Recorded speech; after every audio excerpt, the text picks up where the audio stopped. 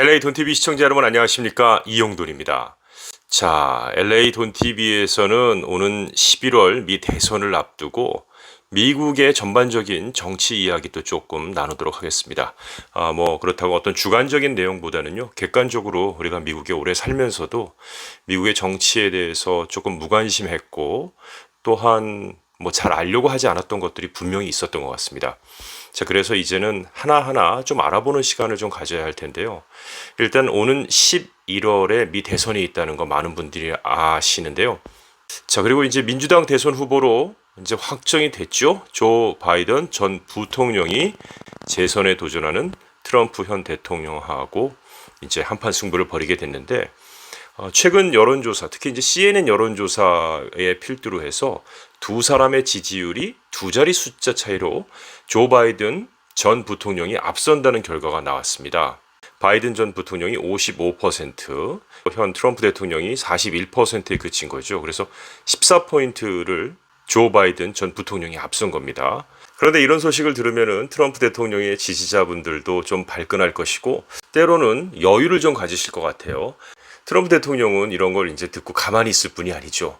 CNN 여론조사는 그들의 보도만큼 가짜다. 내가 힐러리 클린턴을 상대할 때 수치도 이와 같거나 비슷했다 하면서 불쾌감을 표시했습니다. 그렇습니다. 또 특히 트럼프 대통령 지지자들은 2016년 대선 당시에도 트럼프 대통령이 전국적으로 여론조사에서 이긴 적이 없습니다. 하지만 결과는 생각보다 더 압도적인 승리였습니다. 너무나 깜짝 놀랄 만큼 한 승리였죠.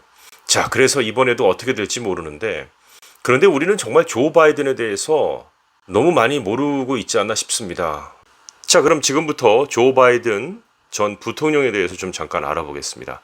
1942년 11월 20일생이고요. 1973년부터 2009년까지 델라웨어주의 연방 상원의원으로 재직했습니다. 미국은 상원의원과 하원의원이 있죠. 상원의원은 임기가 6년이고 하원의원은 임기가 2년입니다. 상원의원은 각 주에서 2명씩만 뽑히고, 하원의원은 각 주에서 인구 비례로 뽑히는 그런 이제 의원이 되겠습니다. 자, 그리고 2009년부터 2017년까지 제47대 부통령을 지냈습니다. 오바마 대통령은 몇 대 대통령일까요?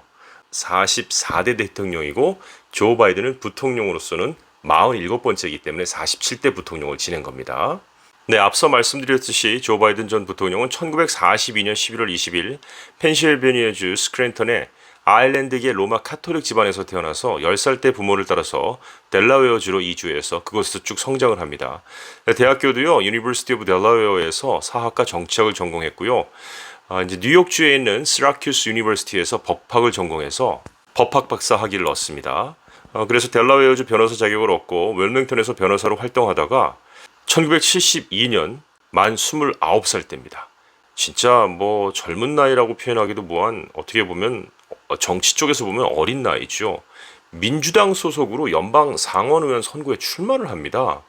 당시 공화당 후보는 델라웨어주에서 오랜 경력을 가진 현직 상원의원 제이 갈렙 보구스였는데요. 사실 민주당에서는 그의 아성을 꺾을 수 있는 후보가 아예 없었어요. 그래서 그냥 이런 거죠.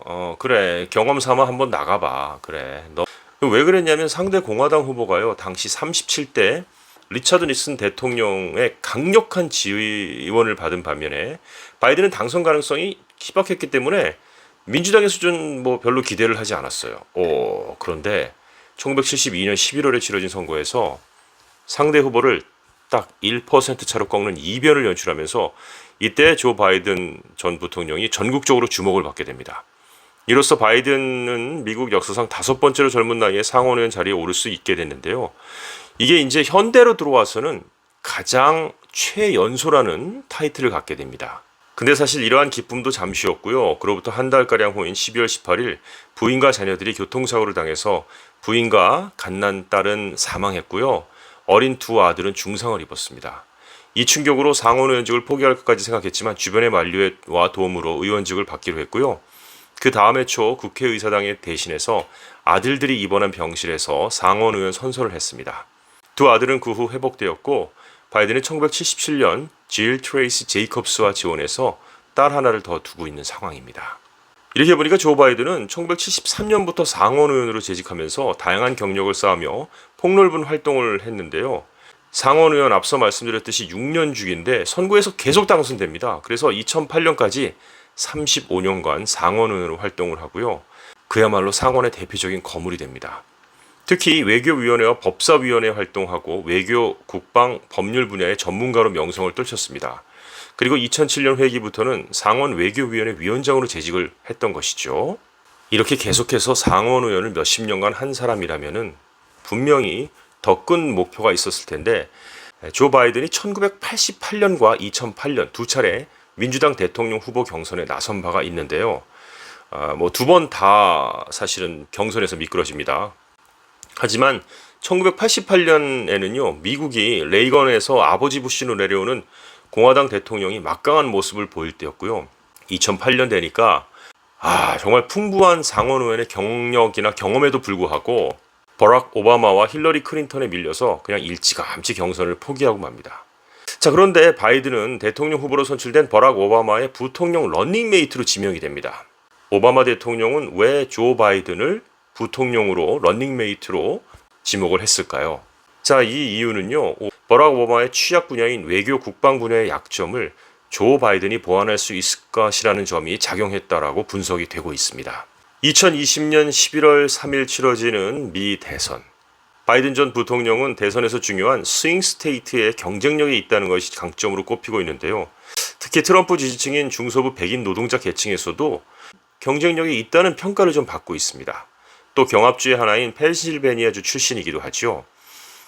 오는 11월 3일 미 대선을 앞두고 많은 한인들도 유권자 등록을 하셔야 하며 투표에 꼭 참여하셔야 합니다. 자, 그러기 위해서는 뭐 좀 알고 있는 것이 힘이 되겠죠. 그래서 저도 배우고 여러분과 함께 풀어보는 미국의 정치 이야기 객관적으로 계속해서 풀어나가 보도록 하겠습니다. 오늘 LA 돈TV는 여기까지입니다. 고맙습니다.